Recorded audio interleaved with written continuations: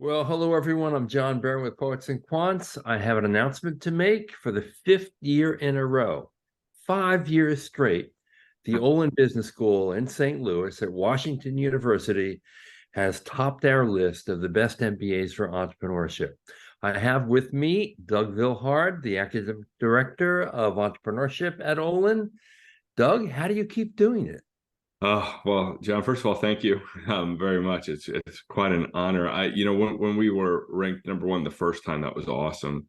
And then the second time was kind of quiet. Third time, something about three people were excited, four quiet, but five, we'll see. That's pretty crazy. Something about five rings. But we just have had this great foundation over 20 years here at Olin, and we practice what we teach. We're basically in a pattern of continual improvement. So every year we say, okay, what went well last year? What didn't go well? And what are we going to do about it? And we just, I mean, we're doing our best, but we just try to keep getting better and better each year. So it's quite an honor to be back, John. I appreciate it. Now, to the casual viewer, it may seem contrarian to name an MBA program in the Midwest, in St. Louis, no less, as tops for entrepreneurship. But people don't know about your ecosystem, the support of the local business community, and your program. So I wonder if you could fill us in on the incredible advantages that you have that maybe people, who are look to Silicon Valley wouldn't see. Yeah. Great question. So I think there's a couple of things about St. Louis. I think that it is, small enough that you can know all the players in town, but yet it is still big enough to matter. So it's this sort of perfect size of being relevant, but also being approachable too. And I think that's something that we're very proud with about St. Louis and all the startups that are here. And WashU is highly renowned in town too. So a lot of people want to work with us and work with our students and such like that. So I think that's been a fantastic base, and the St. Louis region's commitment to entrepreneurship. But what's been really exciting is, Olin's a national brand, and we have a really international brand, and we have alumni on well up and down both coasts, as well as internationally. And COVID did this wonderful thing where having Zoom calls like you and I are doing is commonplace now. So we've really been able to open up our network, not just St. Louis, but also Silicon Valley and the new Silicon Valleys, if you will, too, the Austins and the Miamis and the New York Cities and all the other things that are going on today. So there's just, I think there were strategic reasons back in the day to have something like St. Louis right in the middle. And I think it's working out again for us today. Now, what's new? Any updates in the program itself from Yeah. our last time? Yeah, we are always trying to continue to innovate and to do new things. And in this last year, we had a dean leave and had a new dean come. So it's been fun and transition for us to get to re-explain our importance and what we're doing and why those investments are here. But some of the biggest things that we've done recently is we've started an entrepreneurship fellowship program. So each year we're able to give 5 full ride scholarships to MBAs coming in who are interested in entrepreneurship. And what that means, John, is there's a lot of competition for that. So there's somewhere between 70 and 100 vying for those spots. And what it has really done is really created this environment where I'm able to meet everybody on their way in and before they come and such like that. And whether they get the fellowship or not, we get a chance to see what our program is like and what the opportunities are. And also, it might surprise you who's getting the fellowships. They are entrepreneurially minded people. You would hope, if you're going to pick 5 out of a pool that big. But what's interesting is many of them do want to start companies. But several of them actually want to be investors, want to be venture capitalists, or want to buy a company, buy a smaller company and run it, a system called entrepreneurship through acquisition, which we offer as well. And so that's been fun, John. And in addition, people that want to get a job at a big company or consulting firm, but they want it to be entrepreneurial in nature. They want to launch new products and services within a company. So it's been fun for me. I absolutely love those that want to do startups. But if we all do a startup, who's going to work? Who's going to be the employee? Who's going to work? somewhere. So it's been fun to have all these different types of people rallying around our program. That's true. In the fellowship program, in one way, answers some of the cynics about going for an MBA and incubating a business because, for years people have said, well, why get an MBA to start a business? You can use the tuition that you would otherwise pay as your seed capital. Here, you're giving an MBA for free, at least to 5 people that you feel are among the most promising who apply. That's a deal you can't refuse. Yeah, I think that's absolutely right. And then and whether you're paying or not, the advantages, are great for doing this while you're in school. You have the classes, you have the structure, you have this network now, you have time now, you have the opportunity to meet co-founders and such like that. So yeah, kind of putting it all together. And you have you. I mean, I should point out that you're a serial entrepreneur and an active investor in startups. So you have much to provide in terms of guidance and advice. I hope so. Yeah, I hope so. I tell you what's been fun, John, I've been here the same 5 years that we've been ranked #1. I don't think that has anything to do with me. It just lines up like that. But I'm getting better too. I'm getting better too, as you would expect as you lean into these jobs. And what's really been fun is I was fortunate in business to have success, and I am fortunate to be able to invest too. But what's really happened in the last 5 years, I've been able to build a network of other pre-seed investors, both those that went to WashU and otherwise. So we really have, people now are investors coming to me now saying, "Hey, Doug, which students are good? Which ideas are good? What's happening there now?" So we're starting to get this reputation as a place to go and take a look at what's going on here. And I think that's something I've been also very proud of the last couple of years.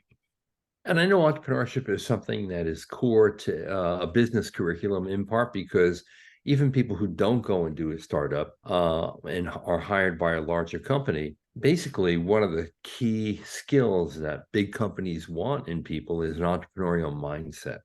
Yeah. And above all, you teach that, correct? Yeah, we do. And the way I think about it is, I think about the hundreds of people that I employed, and the companies that I started, and I think about the very few that made vice president. Hmm. They didn't make vice president based on what school they went to. They didn't based on how hard they worked or sucking up to me or all those types of things. They were like me. They were like a founder. They were like a second founder in the company. And what they were doing was they were continually thinking about, how do I do my job better? How does my team perform better? How does our unit perform better? How do I look for new products and services to launch into the market? Oh, we do have a new product and service we want to launch. I will take the risk and run that for you and get that off the ground. It might not work, but that's okay. I'm okay with risk and trying that out and giving it a shot. And it's that type of entrepreneurial spirit, if you will, John. Those are the only people I wanted to promote. And I'm pretty sure that's exactly what you're talking about in that question in terms of corporate America, with the types of thinkers that they're Yeah, looking for. exactly. Yeah. And now what if I can't? Let's pretend I'm a student and I come to Olin to specifically launch a business. Yep. What can I expect? Bring me through the stages. Okay, so what you can expect is it's going to get real. It's going to get real, and what I mean by that is it's so easy to say you're working on a startup, and it's so easy to say you're a startup founder, and it's so easy to like incorporate, or get a logo. Like all those things is not entrepreneurship. To me, what entrepreneurship is, first thing we're going to do is we're going to make you go out and talk to customers, and we are going to double check that they actually want what it is that you think that they want. And that can be a very sobering experience for people because a lot of times the entrepreneur, 90% of these fail. And the number one reason is they build something nobody wants. And the reason that they do that is they keep it a secret for so long, stealth mode for so long, don't want to talk to anybody for so long. So if you come here, you're going to get out in the field. You're going to get out of the office, as they say, and you're going to be talking with people. And John, do you know how I can tell if they do it or not? How? Their idea changes. Their idea changes. And that's the whole secret. And what I mean by that, I don't mean like, they were going to make a cup and now they make software per se. But what I do mean is their original thesis is never going to be right. It's never right because you're thinking about yourself as the customer, versus the entire market, if you will. So that's the first thing that's going to happen. And once we find something, John, once we start to get conviction for something, now we literally have hundreds of mentors within our network to come in and help you. Other classmates who are chasing ideas and their idea isn't going so great will want to be your co-founders now at this point.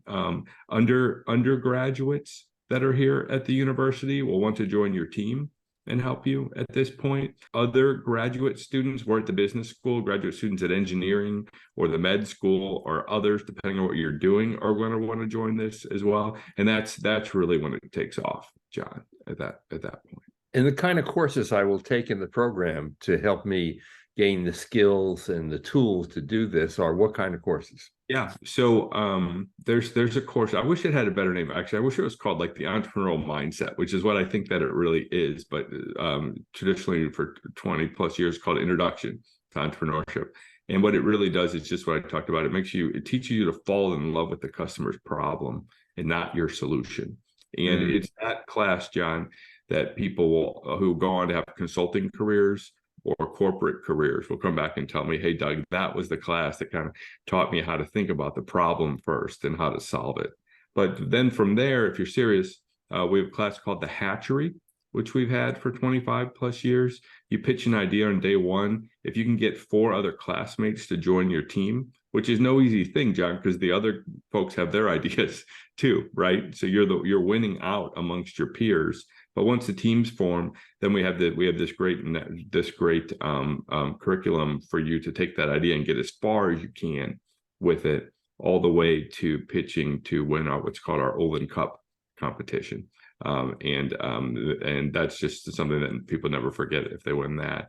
But then since I've been here after that, it was like, great, you won the Olin Cup, awesome, what's next? But since then, we've also have an accelerator course called the League of Extraordinary Entrepreneurs. We call it the League for short. So you're joining the League. And the reason it's the League is it's taught by a professor, and then generally speaking, 8 WashU billionaires or companies that are of unicorn size, $1 billion in valuation. So that's what's been really fun too, John, is having our most successful alumni come back and help teach at that point as well, and open up their networks too. And I can keep going, but those are kind of the 3 main class. I'll do one more. We also embed you with a startup in your choice of being St. Louis, New York City, San Francisco, Berlin. We have been very proud to do it in Tel Aviv too, and I look forward to the world being such a place that we can go back to Tel Aviv safely. But it's one thing to have your own idea and work on it, or work on another student's idea, but to actually be embedded with a startup for a semester and to do a project for them, we found to really kind of complete our curriculum, if you will. That's great. I wonder if you would have benefited from all this advice and help when you were a young entrepreneur. Yeah, well, I know I would, because basically what I do all day is one of 2 things. I either talk about the terrible mistakes that I made that could have been avoided if I had a curriculum like this, or the second thing I do all day is learn from my students. In fact, recently I had a student say, Doug, there's a book about such and such, and have you heard of it? I was like, I had not heard of it. Now that book is part of my curriculum. Now it's part of required reading. So it's, they say, John, if you want to learn something, teach it, if you will. And I think that's what's been really also exciting the last 5 years, part of our program's evolution and my own evolution as well. Now, you spoke earlier, Doug, about the Olin Cup, but we also have the Idea Bounce. Yes. And we're excited to partner with you on that, John. Olin, in partnership with Poets&Quants, has a $50,000 contest that we do. It's an opportunity to win $50,000. And this is open to all people in the world who have some interest in a MBA education. So that means is you're either actively applying or you're thinking about applying. So you're a senior in college or post college, and you simply you simply apply by coming up with a 2-minute pitch for an idea, and we have a gazillion of these come in, and we weed it down and we interview you, and then there'll be a chance to come to St. Louis and be filmed in sort of a Shark Tank like environment to win this. And the whole experience, I mean, not everybody can win, of course, that's how these things work, but the experience of putting it together and being part of it and such like that, and getting a little bit of sense of our culture as well, I think has been fun the last couple of years, and we're proud to do it again this year.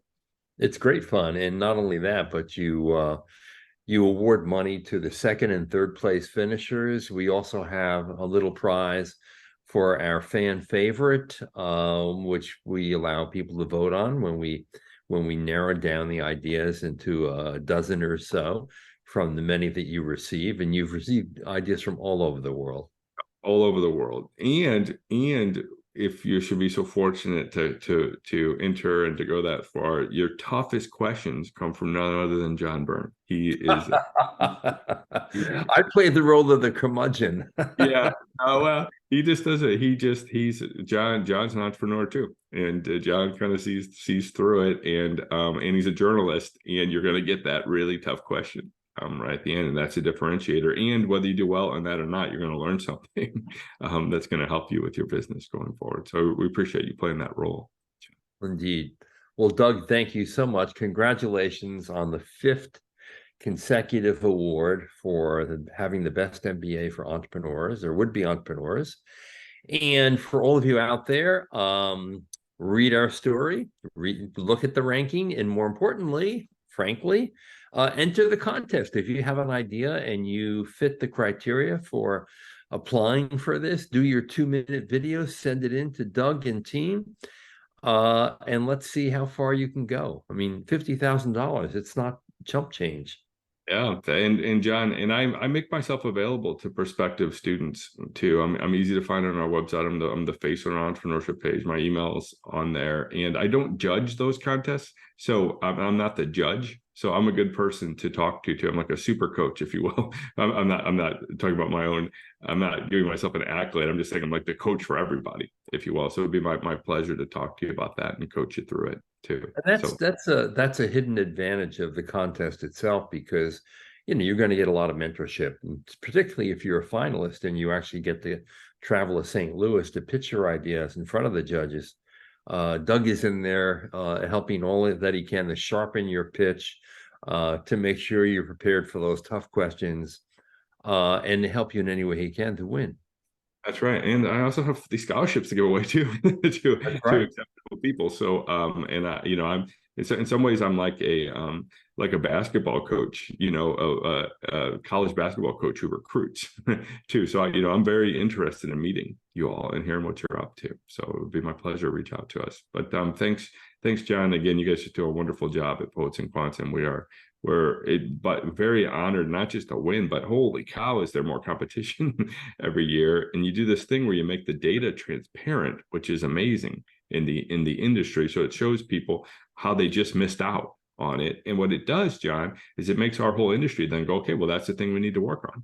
And that's what I want to see. Is I'm not saying I don't want to keep being number one, but I want to see all of us keep getting better. Keep getting better. And I think that the way that you do this is the way to do it. All the other rankings are so obscure. So thanks for doing this. Well, thank you, and congrats again. And for all of you out there, we will see you hopefully in St. Louis, and hopefully on the pages of Poets&Quants. This is John Byrne with Poets&Quants. You've been listening to Doug Vilhard, the Academic Director of Entrepreneurship at the Olin Business School in St. Louis.